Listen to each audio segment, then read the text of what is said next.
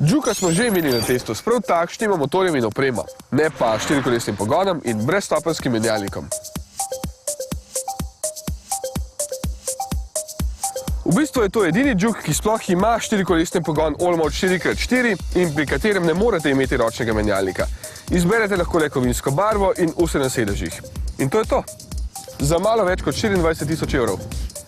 Ravno zato bo takšnih zelo malo, saj osnovni Juk stane 15.000 evrov, kar je tudi glavna motivacija za nakup. Takšen pa je res nekaj posebnega.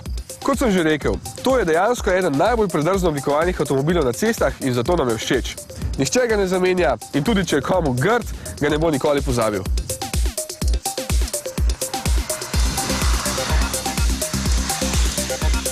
Pogon Allmode 4x4 pa mu doda še tisti ščepec pikantnosti, ki ga je potreboval.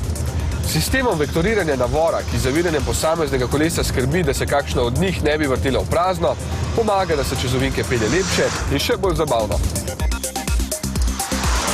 Velikokrat bi si raje zaželel ročni menjalnik, vendar je tudi tale zelo zanimiv, ker je dolga ročica, zelo blizu volana in lahko hitro prestavljate kar sami. Stopnje so sicer umetno ustvarjene, vendar imate občutek kot pri klasičnem menjalniku, prestavlja pa izredno hitro. Hitreje, kot bi zmogli sami.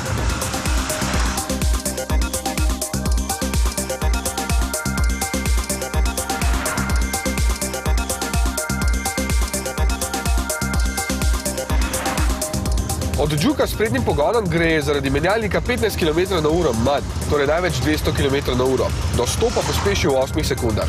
Za 140 kW, to je 190 konjev, še kar v redu, je pa poraba precej velika. Tovarna sicer pravi, da povprečno porabi 7,6 litra, v resnici pa se bo sprijaznil s kakšnimi 10. Če boste želeli več, pa tudi 14. Podvozje je dovolj čvrsto, da se presenetljivo dobro pelje čez ovinke, tako da vam s tem avtomobilom veselja nihče ne bo mogel vzeti. Razen policaji.